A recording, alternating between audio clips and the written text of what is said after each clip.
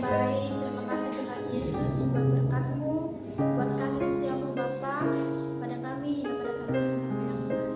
Tuhan, sebentar kami boleh berkumpul di kelas ini Tuhan, semua berkat kemurahan-Mu, kasih setiamu dalam diri kami. Tuhan Yesus yang baik, kami akan mendengarkan renungan daripada firman Tuhan. Biarlah Engkau berbicara melalui firman-Mu Tuhan, untuk membentuk setiap hati kami, apa yang poin-poin yang akan kami dapat melalui firman ini Tuhan, bisa merema bagi hidup kami, bagi kehidupan kami Bapa yang baik.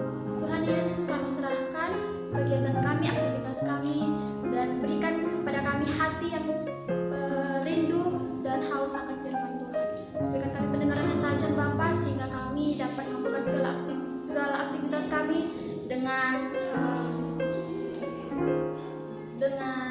kekuatan dari firman Tuhan. Terima kasih Bapa yang baik. Ini doa anak yang tidak sempurna Bapa, Engkau yang menyempurnakannya karena dalam nama Tuhan Yesus anakmu berdoa dan mengucap syukur. Haleluya.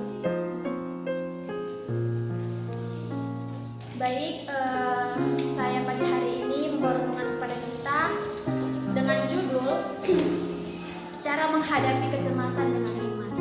Mari kita buka bersama kitab Alkitab kita dari Filipi 4 ayat 6 sampai 8.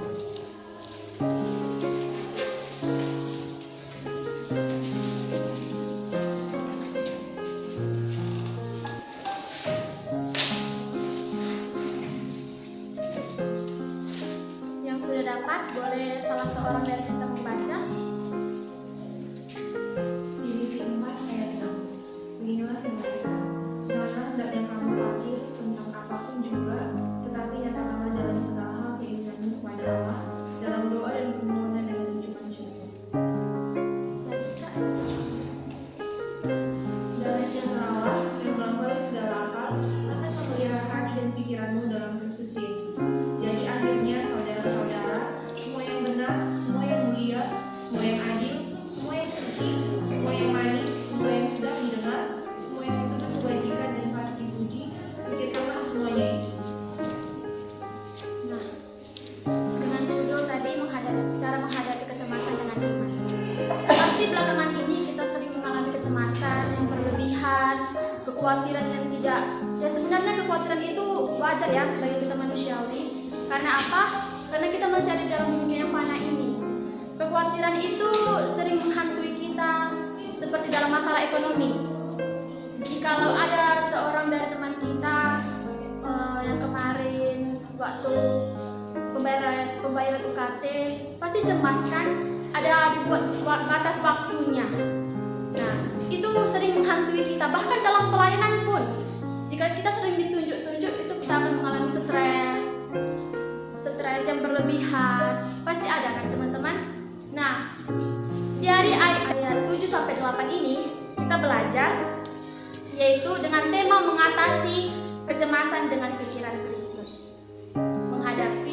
Mengatasi kecemasan dengan pikiran Kristus. Di zaman sekarang kecemasan sudah mungkin merajalela. Dalam masalah keluarga juga kita sering melihat orang tua kita sering berantem, kecemasan juga menghantui kita. Bahkan masa depan yang tidak pasti pun membuat kita cemas yang berlebihan. Oke, kita akan belajar dari 3 poin ini. Dari ayat yang ke-6 tadi dikatakan di situ, janganlah hendak kamu khawatir tentang apapun juga, tetapi nyatakanlah dalam segala hal keinginanmu kepada Allah, dalam doa dan permohonan dengan ucapan syukur. Poin yang pertama saya ambil yaitu doa adalah langkah pertama menghadapi kekhawatiran. Apakah kakak-kakak? Doa adalah langkah pertama menghadapi kekhawatiran. Ya, doa adalah langkah pertama dalam menghadapi kekhawatiran. Kekhawatiran itu adalah respon manusiawi.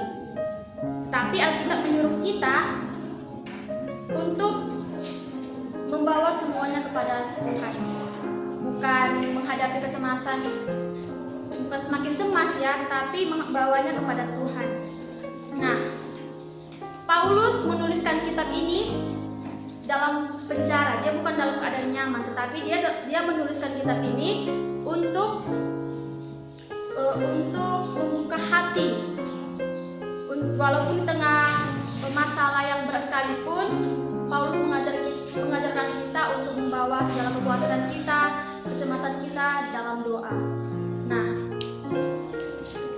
yang menjadi pertanyaan saya, apakah kamu sudah membawa kekhawatiranmu kepada Tuhan?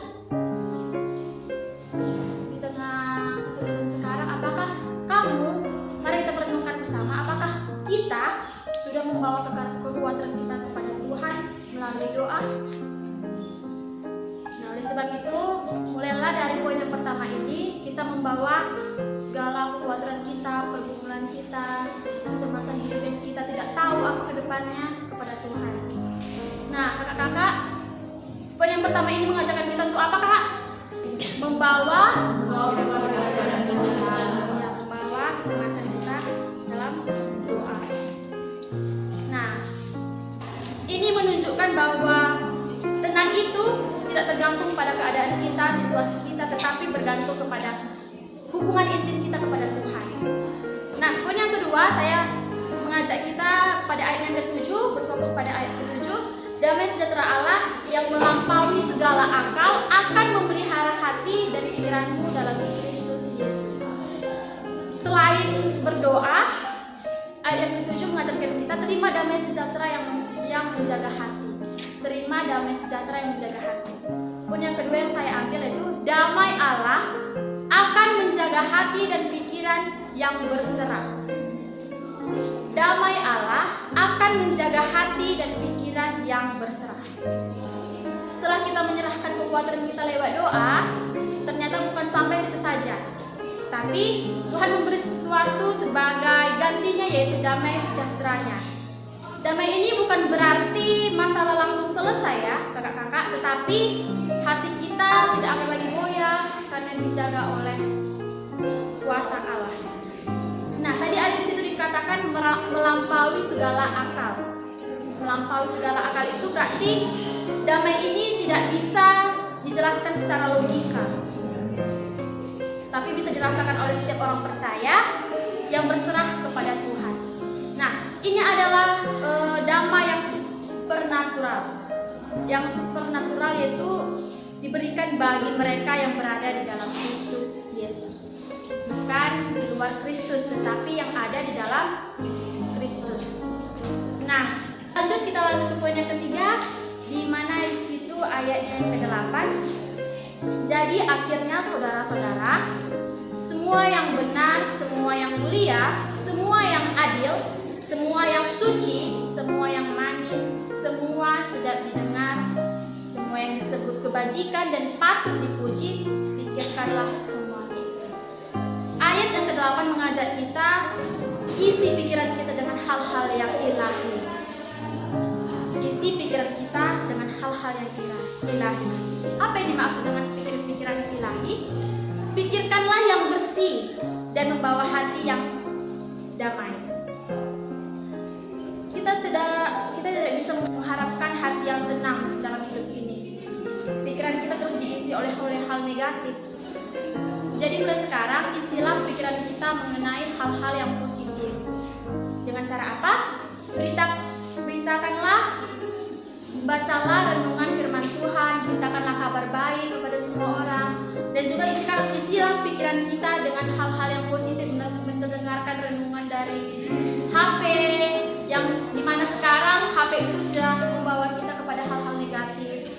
Jikalau iya demikian, marilah kita merubahnya dengan melihat hal-hal yang positif. Walaupun kadang susah, jangan lebih banyak melihat TikTok, scroll IG daripada mendengarkan atau membaca firman Tuhan.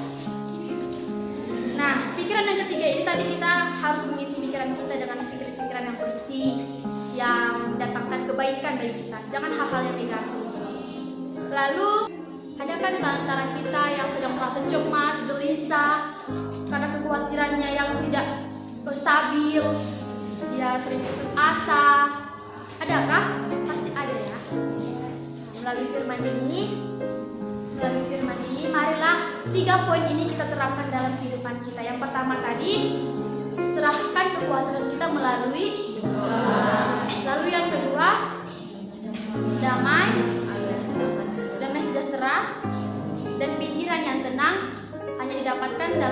dalam pribadi yang berserah. Lalu yang ketiga, isilah pikiranmu dengan hal-hal yang positif. Nah, apakah kamu sudah membawa doa dan pergumulanmu kepada Tuhan?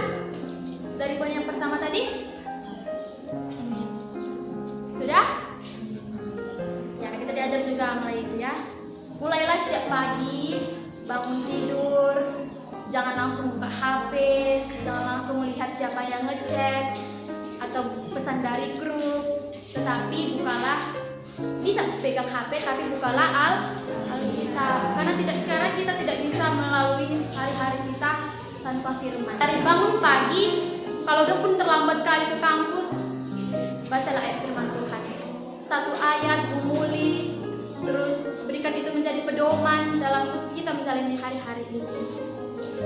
Lalu apa langkah kecil yang akan kita lakukan dalam menerapkan firman Tuhan ini? Tadi sudah kita katakan, setiap pagi harus membaca firman, lalu mencatat kekuatan kita menjadi permohonan doa, lalu mengisi pikiran-pikiran kita dengan pikiran-pikiran yang bersih. Langkah kecil yang harus kamu lakukan di minggu ini untuk lebih tenang dalam Tuhan adalah dengan menuliskan 3 hal yang kamu syukuri setiap hari, lalu mendoakannya. Lalu dunia butuh orang yang damai hatinya, yang stabil di tengah badai. Apakah kamu mau menjadi pribadi seperti ini? Bukan dengan kekuatan kita sendiri ya teman-teman, tetapi karena pertolongan Tuhanlah yang ada pada kita, membentuk pikiran dan kita seperti pikiran Kristus. Nah, saya menutupnya, mari kita berdoa. Terima kasih Bapa yang baik, terima kasih Tuhan Yesus. Kami telah mendengar firman Tuhan yang berkata, Bapa, damai yang akan Kau berikan kepada kami, kekhawatiran kami, kecemasan kami akan Tuhan gantikan ketika kami datang menyerahkannya itu semua ke dalam doa kami, Bapa. Dan juga Tuhan, kami juga telah mendengar 3 poin ini. Yang kedua ya Bapa yang baik, menyerahkan hati kami kepadamu, Bapa.